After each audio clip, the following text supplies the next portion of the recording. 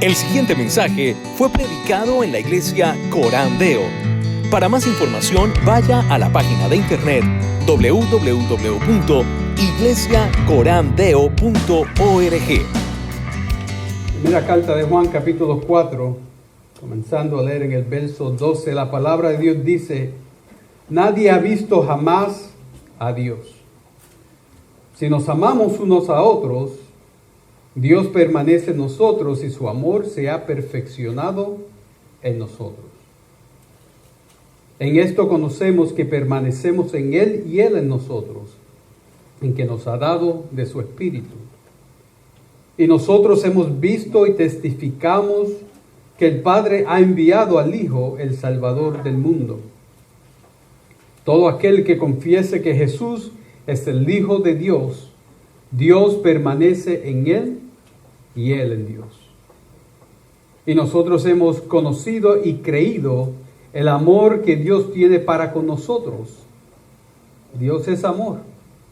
Y el que permanece en amor, permanece en Dios y Dios en Él. Oh Señor, lo que no sabemos, enséñanos. Lo que no tenemos, provéelo. Lo que no somos, transfórmanos. Pero que en todo, Dios, tú recibas gloria y adoración. En el nombre de Jesús te lo pedimos. Amén. Amén. Cuando consideramos la fe, iglesia, tenemos que recordarnos que la fe es algo multidimensional. Quiere decir que la fe se tiene que entender. Hay muchas personas que piensan que la fe, uno tiene que creer con una fe ciega. Que sencillamente el tener fe es el tú creer, te digan una cosa o te digan la otra. Eso no es fe. Eso es estupidez. Eso es tontería. Porque la fe tiene un objeto. La fe tiene un propósito. La fe tiene objetivos. La fe sigue un camino específico que se tiene que saber. Pero la fe es algo que también se siente. El Señor nos llama a amarle con toda nuestra mente, nuestro corazón, nuestra alma, todas nuestras fuerzas. Por lo tanto, la fe es algo que también tiene que venir con afección para Dios. Pero la fe también es un verbo. La fe es algo que se pone en acción. El libro de Santiago nos dice, tú dices que tú tienes fe. Yo te voy a enseñar mi fe por mis obras. Porque la fe sin obras es fe muerta. Por lo tanto, la fe es algo que se tiene que conocer, es algo que se tiene que sentir, es algo que se tiene que vivir. Y yo he conocido a muchas personas que parece que solamente buscan un aspecto de la fe, ¿verdad? Buscan ese aspecto donde queremos que la fe se sienta o queremos experimentarla. Queremos nosotros caminar en una forma como si fuésemos angelitos en las nubes con oriolas y alpas, ¿verdad? Con ese sentir siempre de aventura, como cuando uno es novio al principio, ¿verdad? Que se le para uno los pelos, ¿verdad? Que de uno nada más pensar en la novia, uno parece que no se puede ni detener y tiene que brincar, ¿verdad? Muchas veces piensan que la fe va a ser pues, de esa forma. Y lamentablemente lo que sucede es que buscando esa adrenalina de la fe, comienzan un caminar que no es realístico y que no es bíblico, y cuando entonces esos sentimientos, esas experiencias, esa adrenalina entonces se seca, ahí es donde entonces las personas dicen que pierden la fe, que me he enfriado, ahí es donde viene la depresión, ahí es donde viene la tristeza, ahí es donde viene la duda. ¿Por qué? Porque nos hemos olvidado que la fe se conoce, se siente, se hace, es multidimensional. Ahora, la pregunta que nos tenemos que hacer hoy es: ¿qué es vivir en la fe? ¿Y cómo se vive una fe en una vida que es espiritual pero auténtica? ¿Cómo vivimos una vida espiritual, que es lo que poner tu fe en práctica, pero que es auténtica? Especialmente considerando lo que Juan dice en el verso 12. Él dice: nadie ha visto jamás a Dios. Y yo no sé de ti, pero yo no he visto a Dios. ¿Sabes qué? Yo no sé de ti, pero yo no he escuchado la voz de Dios. Yo no sé de ti, pero yo no he tocado a Dios. Entonces yo tengo que considerar, y tú tienes que considerar, ya que yo no tengo esa realidad física con Dios, porque nadie ha visto a Dios jamás, entonces, ¿cómo puedo yo vivir una vida espiritual con Dios? Y yo creo que Juan aquí nos quiere hablar hoy de la espiritualidad. Sí, nos habla del amor. Pero la razón por la que yo pienso que él quiere hablarnos de la espiritualidad es porque en este texto la palabra que domina es la palabra permanecer. Permanecer en él y él permanece en nosotros. Eso es lo que en 5 versos nos dice 5 veces. Por lo tanto, ahí yo creo que eso es lo que Juan nos está diciendo en esta mañana. ¿Y qué quiere decir permanecer? Como he dicho anteriormente, es perseverar espiritualmente con Dios, perseverar en unión con Dios. Tú tienes que reconocer que cuando nosotros hablamos de espiritualidad no es un sentimiento que te lleva a ti a un nivel tal vez más alto. Espiritualidad quiere decir unión con Dios. Cuando tú eres una persona espiritual, quiere decir que tú tienes una relación con Dios donde tú estás unido a Dios. De hecho, el teólogo Bob Weber escribió un libro que se llama El abrazo divino. Y ahí él define la espiritualidad como el abrazo apasionado de Dios hacia ti y el abrazo apasionado de ti para con Dios. Es Dios abrazándote a ti apasionadamente y tú abrazando a Dios apasionadamente. Y cuando entonces tú y Dios se están abrazando, tú eres una persona espiritual. Cuando tú estás entonces en esa relación íntima con Dios, entonces estás unido y unida a Dios.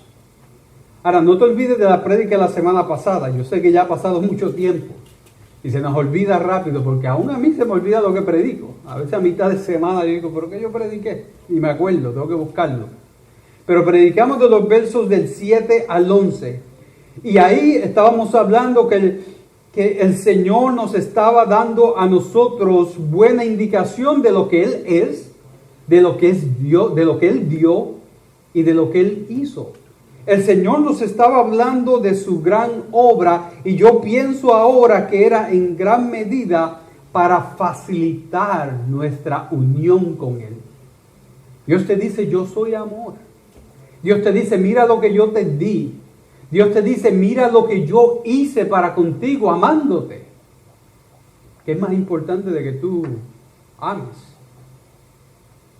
Y todo esto, ¿para qué? Para llamarnos a nosotros entonces a una unión donde nosotros ahora permanecemos en Él. Y Juan nos enseña a nosotros 3 cosas que distinguen lo que es la espiritualidad auténtica, que es verdaderamente ser una persona espiritual. Pues lo primero es que la espiritualidad auténtica se demuestra amando. El verso 12 nos dice a nosotros que nadie ha visto jamás a Dios, ¿verdad? Pero entonces viene y dice, si nos amamos unos a otros, Dios permanece en nosotros y su amor se ha perfeccionado en nosotros. Ahora, la Biblia nos enseña claramente de que Dios es invisible. 1 Timoteo 1:17 lo dice. Dice, por tanto, al Rey de los siglos, inmortal, invisible, al único y sabio Dios sea honor y gloria por los siglos de los siglos. Amén. La Biblia dice, Dios es invisible. Pero también la Biblia nos enseña que fue a través de Jesús que Dios se nos reveló físicamente.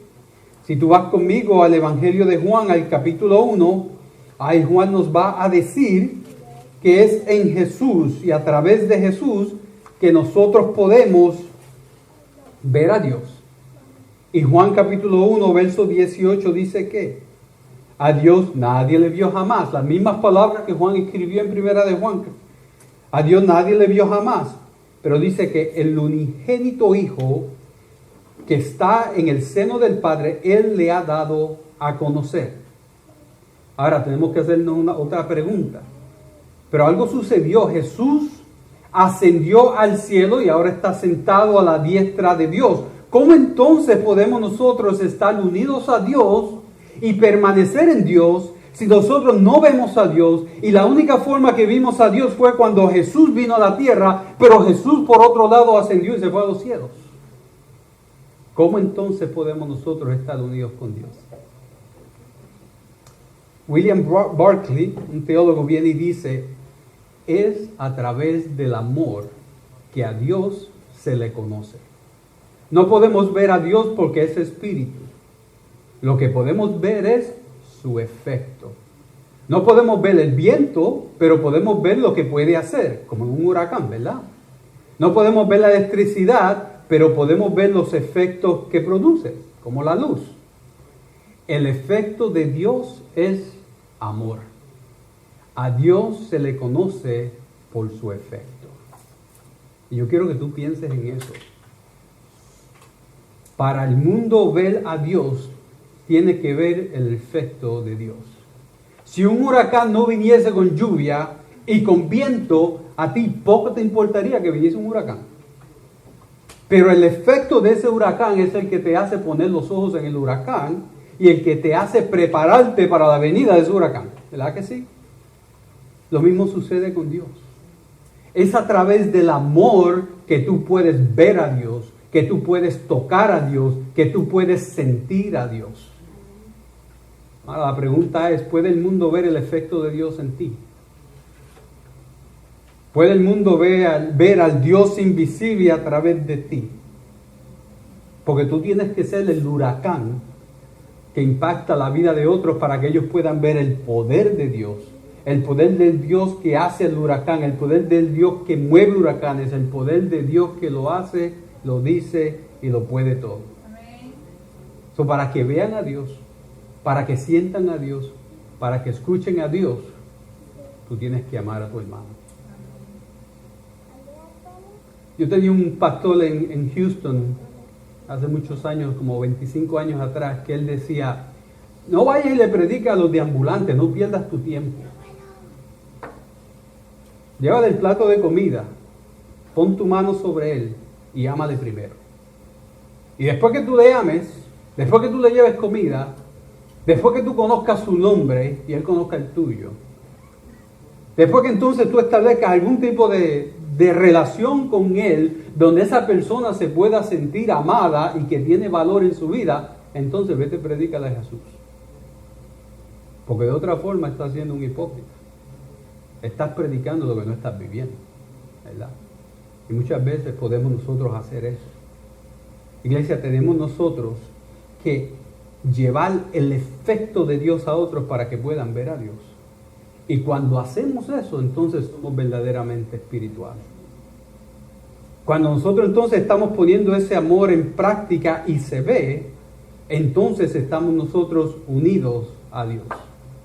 Ahora, no ignores una palabra que dice así. Dice ahí, dice, y su amor sea perfeccionado en nosotros. Perfeccionado quiere decir que sea cumplido, que sea completado.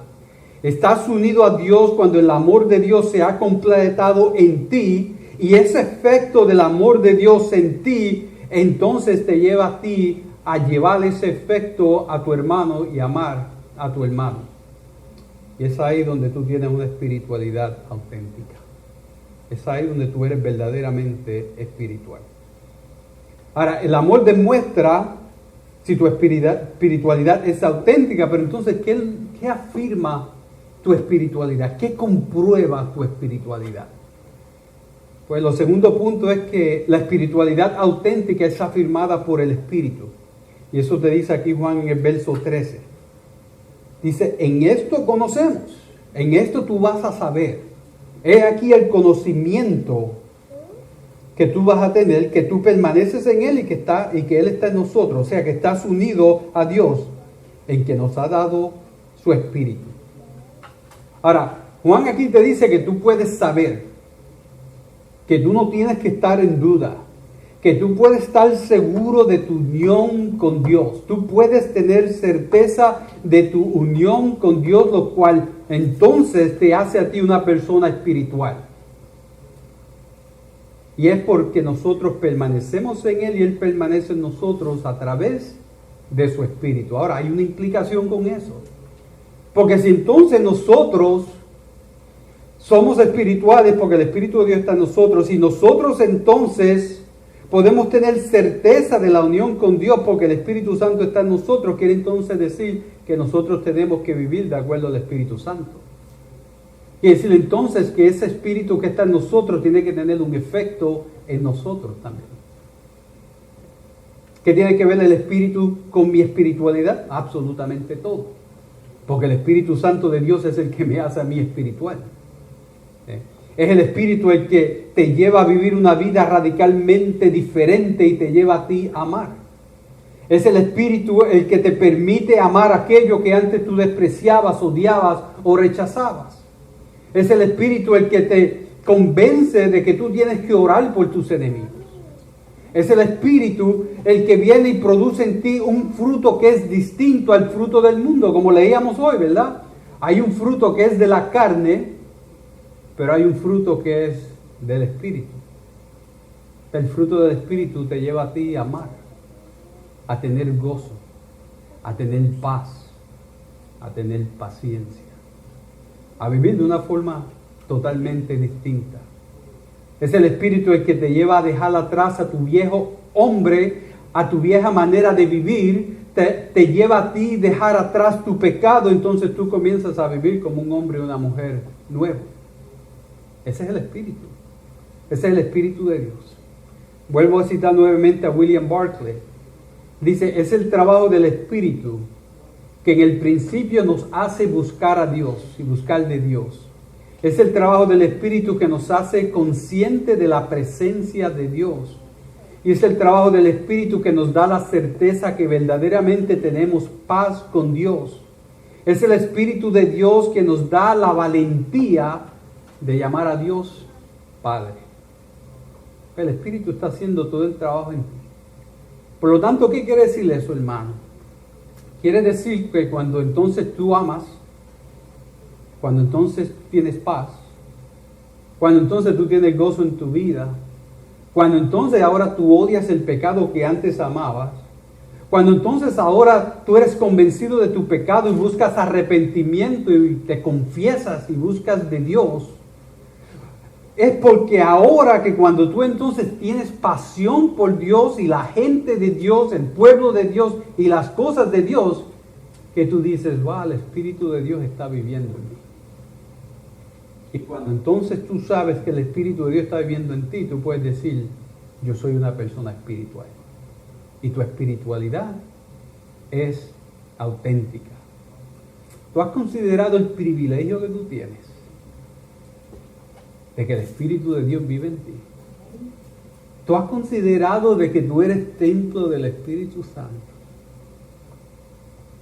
¿Tú has considerado de que Dios en su soberanía y en su amor decidió vivir dentro de ti, aunque sabía que tú le entristecerías con tu pecado? Pero aún así Él dice, no, yo voy a vivir dentro de ti porque esa es la única forma que tú puedes cambiar, que tú puedes ser como mi hijo, que tú puedes venir a mi presencia y estar unido a mí. Si nada a ti en tu vida te mueve, eso te tiene que mover. Si tú no tienes incentivo en tu vida para adorar a Dios, yo creo que eso sea un gran incentivo para que tú adores a Dios. Si tú has estado haciendo excusas para Dios, yo espero que el reconocer esa verdad te quite toda excusa que tú puedas tratar de hacer. Porque el Dios mismo venir y vivir en ti es la maravilla más grande del mundo. Es increíble, es incomprensible. Por lo tanto, el amor se demuestra, nuestra espiritualidad se demuestra amando y se confirma y se afirma a través del Espíritu. Ahora, la tercera cosa que Juan dice aquí, entonces, ¿cómo esa espiritualidad se obtiene? Pues, espiritualidad auténtica se obtiene solamente a través de Jesús, como dice el verso 15. Todo aquel que confiese que Jesús es el Hijo de Dios, Dios permanece en él y él en Dios. Juan te había dicho, y dijo en el verso ahí 2 al principio, nadie ha visto jamás a Dios. Pero hay alguien a quien Juan sí vio. Y si tú vas ahí al verso 14, Él te dice, y nosotros hemos visto y testificamos que el Padre ha enviado al Hijo, el Salvador del mundo. En el capítulo 1, verso 1, ¿qué es lo que dice? Lo que era desde el principio, es eterno. Lo que hemos oído, lo que hemos visto con nuestros ojos, lo que hemos contemplado y palparon nuestras manos tocante al verbo de vida. Porque la vida fue manifestada y la hemos visto y testificamos y os anunciamos la vida eterna, la cual estaba con el Padre y se nos manifestó. San Juan te dice, nadie ha visto a Dios, pero yo he visto a Cristo. Nadie ha visto a Dios, al Dios invisible, pero yo he visto al Hijo de Dios. Y la venida de Jesús tuvo un gran propósito. Como le dijo el ángel a José en Mateo 1:21, y darás a luz a un hijo, hablando de María, y llamará su nombre Jesús, porque él salvará a su pueblo de sus pecados.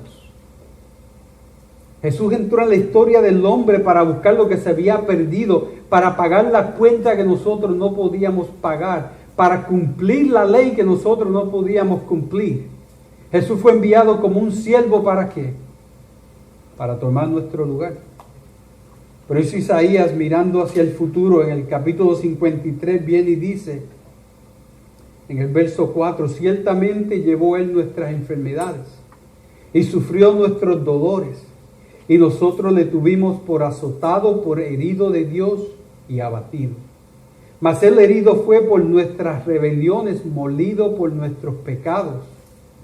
El castigo de nuestra paz fue sobre él, y por sus llagas fuimos nosotros curados.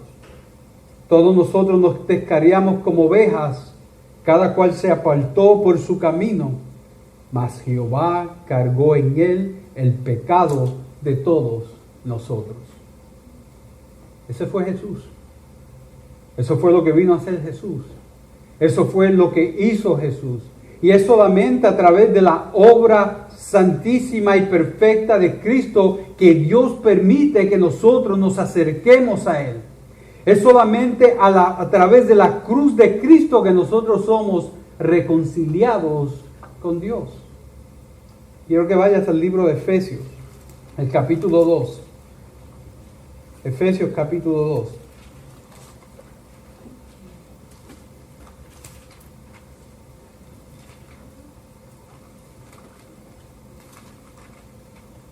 Y quiero que busques en el verso 13. Efesios capítulo 2, verso 13. Y ahí Pablo escribe y dice, pero ahora en Cristo Jesús, vosotros que en otro tiempo estabais lejos, habéis sido hechos que cercanos por la sangre de Cristo.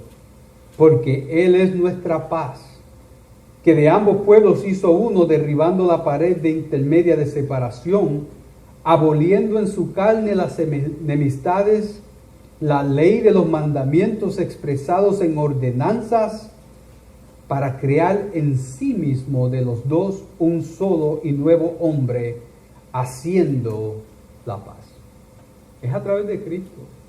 Es solamente a través de Cristo que tú puedes tener paz. Es solamente a través de Cristo que tú puedes venir a Dios. Si tú vienes a la puerta de los cielos y tocas, lo que te van a preguntar es, ¿tú eres de Cristo o no de Cristo? Y tú vas a decir, no, yo soy de Cristo, y vas a buscarle en ese libro de la vida.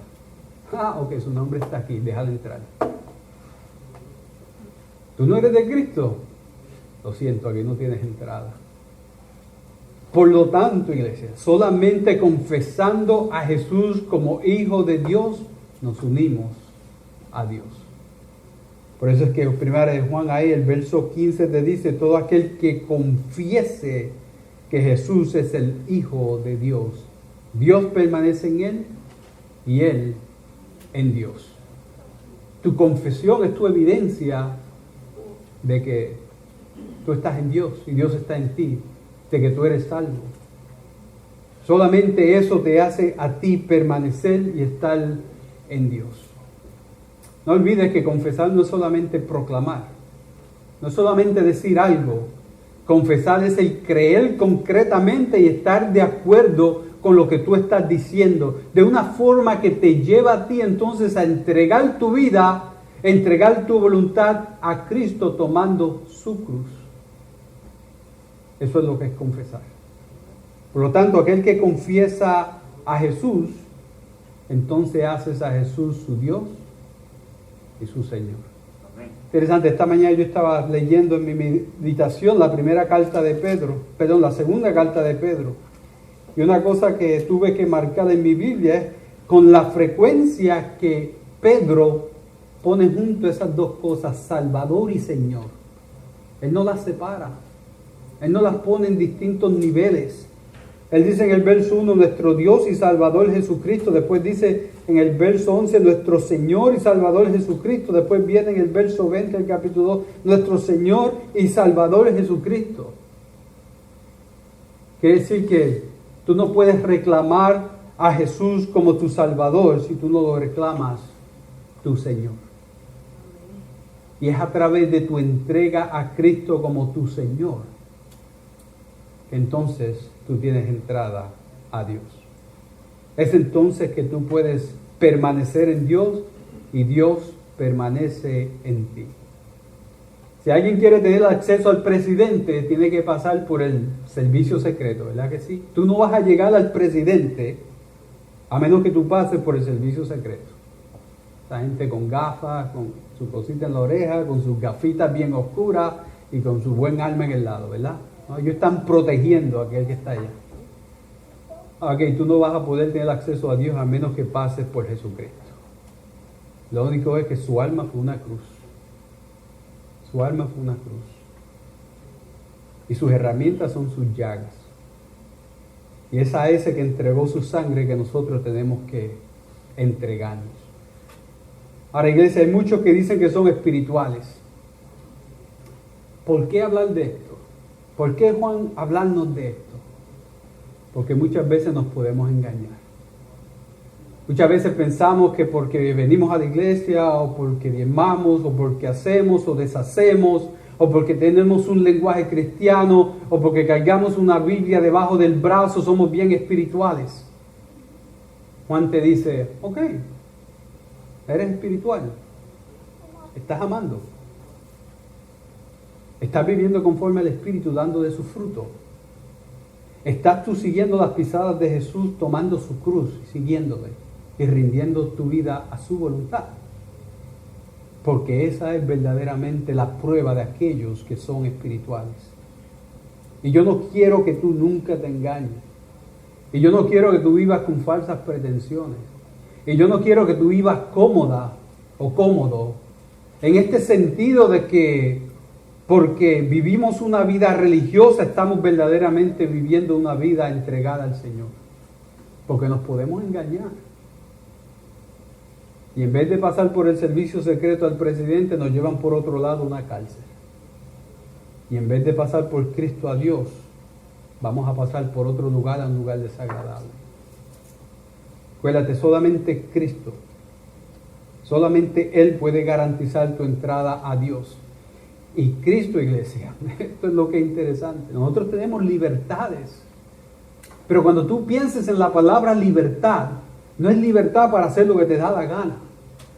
La palabra libertad en la Biblia quiere decir tú ahora tienes la libertad para obedecer a Dios. Lo que antes no podías hacer porque eras esclavo del pecado y de Satanás. Ahora que tú eres libre, ahora tú puedes tener libertad para hacer la voluntad de Dios, para seguir sus caminos, para dejar al viejo hombre atrás, para no tener que escuchar las acusaciones de Satanás que te detienen y te esclavizan. Ahora que tú eres libre, entonces tú puedes servirle al Señor con un corazón que se entrega. Eso es lo que quiere decir libertad en la Biblia. Libertad no quiere decir yo voy a vivir como me da la gana y el Señor está bien con eso. No, porque el Señor te da muchas directrices. Te dice específicamente cómo tú has de vivir. Y una cosa que Él te dice es tú tienes que vivir amando, dando el fruto del Espíritu y viviendo una vida entregada a Jesús. Y cuando tú haces eso, tú eres espiritual. Y cuando haces eso, Tú estás en Dios y Dios está en ti. Y cuando tú vives de esa forma, entonces tú puedes disfrutar de toda bendición que viene de parte de Dios ya reservada para ti desde antes de la fundación del mundo. Interesante, yo pensaba en Efesios 2:10, porque somos hechuras suyas creados en Cristo Jesús para buenas obras, la cual Él preparó de antemano. ¿Y cuáles tú crees que son esas buenas obras? El amar.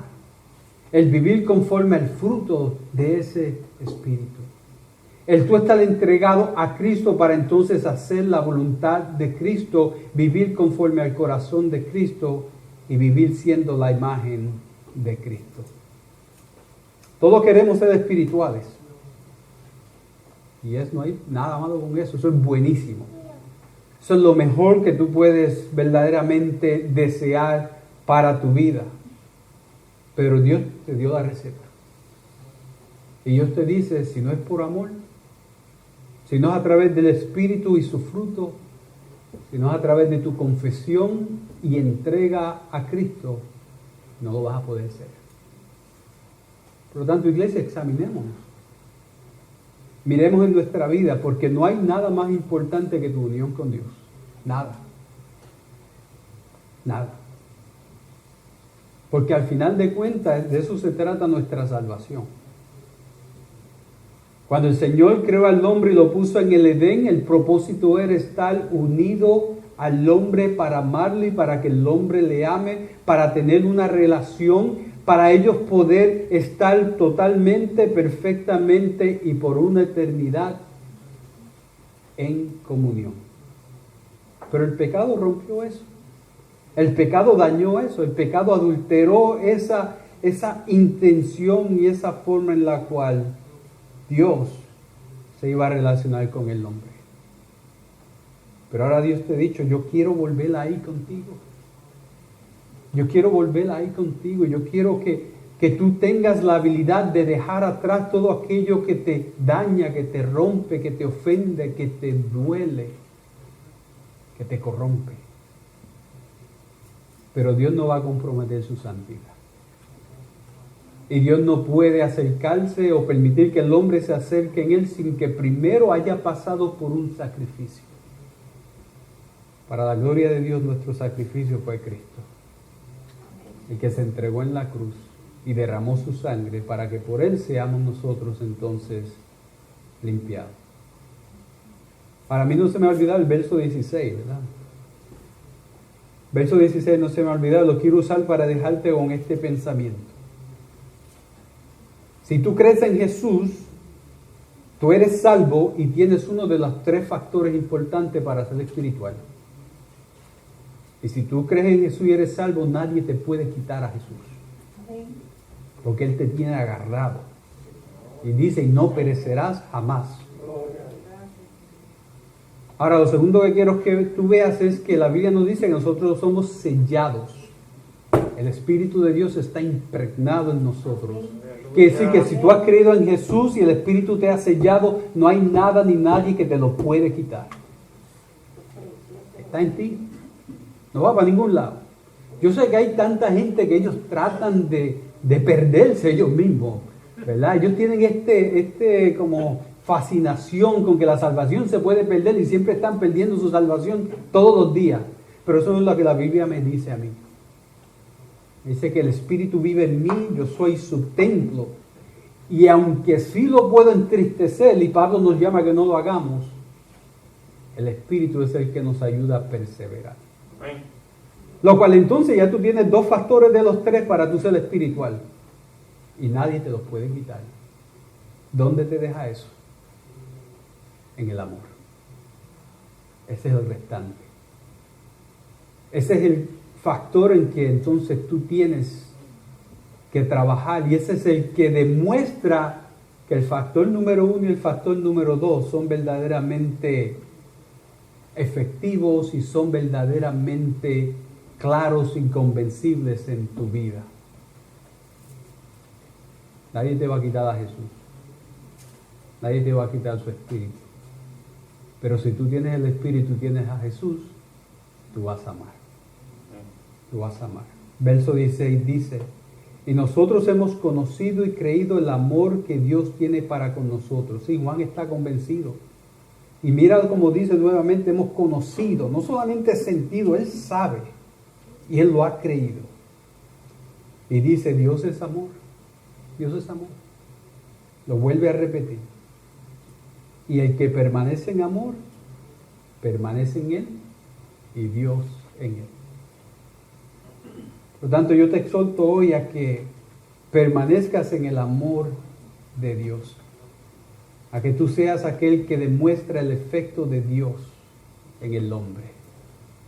A que tú seas aquel y aquella que sabiendo que nadie te puede separar de Cristo ni de su Espíritu, entonces te propones en confirmar la vida del Espíritu y de Cristo en ti a través del amor. Seamos cristianos con una espiritualidad auténtica, iglesia. Permanezcamos en el amor. Y Dios permanecerá eternamente en nosotros. Amén. Oremos.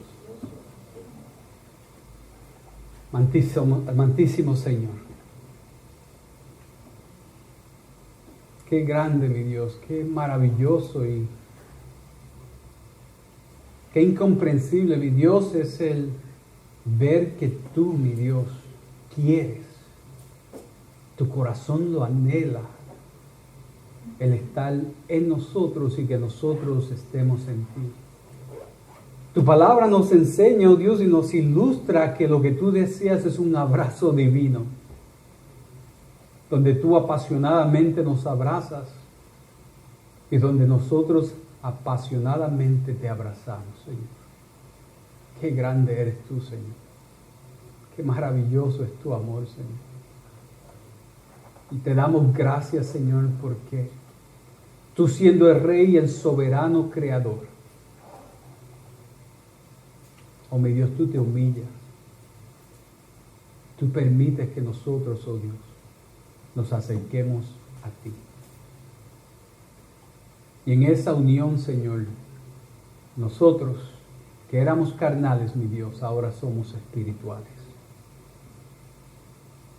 Y te pido, Padre Santo, que nos ayudes a ser personas auténticas en nuestra espiritualidad. Que confesemos a Jesús y nos entreguemos a Él. Que reconozcamos el poder del Espíritu y vivamos conforme a su fruto. Y que amemos sabiendo que tú eres amor. Y que tu amor sea perfeccionado en nosotros, ha sido completo en nosotros, oh Dios. Y que tú nos llamas, oh Dios, a amar. Hoy yo te pido, Dios, que si alguien aquí no ha conocido, mi Dios, de tu amor, a través de Cristo, Señor, toca sus corazones, cambia sus corazones, su voluntad, mi Dios. Sálvale. Tráele, mi Dios, a tu reino. Pon su nombre, oh Dios, en el libro de la vida. Y abrázale, oh Dios, con el calor de tu Espíritu. Glorifícate hoy, Señor. En Jesús te lo pedimos. Amén.